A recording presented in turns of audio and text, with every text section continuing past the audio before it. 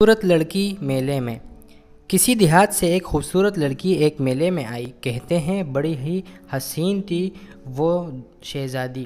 اس کے چہرے پر سوسن اور گلاب کی سی تازگی تھی، بالوں میں ڈوبتے ہوئے سورج کی سنہری کرنوں کی جھلملاہٹ تھی اور ہونٹوں پر طلوع صبح کی مسکراہٹ۔ جیسے ہی میلے میں یہ حسین اجنبی دوشیزہ دکھائی دی، جوانوں کی بھیڑ نے اسے اپنے گھیرے میں لے لیا۔ ایک اس کے ساتھ رقص کر رہا تھا تو دوسرا اس کے اعزاز میں شراب کے خم لنڈا رہا تھا، اور اس کے گلابی گال چومنے کی ہوس میں تو سبھی بے تاب ہو رہے تھے۔ آخر وہ بھی تو میلے ہی میں آئی ہوئی تھی نا۔ لیکن حسین دوشیزہ پریشان تھی، گھبرا رہی تھی۔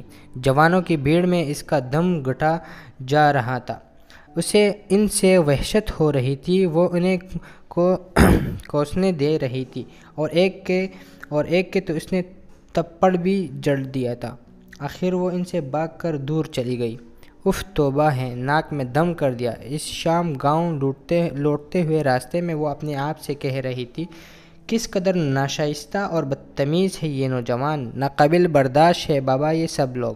ایک سال گزر گیا اور وہ حسین دوشیزہ سال بھر میلے اور نوجوانوں کی یاد میں ڈوبی رہی، میلے اور نوجوانوں کے خیال میں کھوئی رہی۔ سال بعد وہ پھر چہرے پر سوسن اور گلاب کا سنگھار، بالوں میں ڈوبتے ہوئے سورج کی سنہری کرنوں کی جھلملاہٹ اور ہونٹوں پر طلوع صبح کی مسکراہٹ لیے میلے میں آئی۔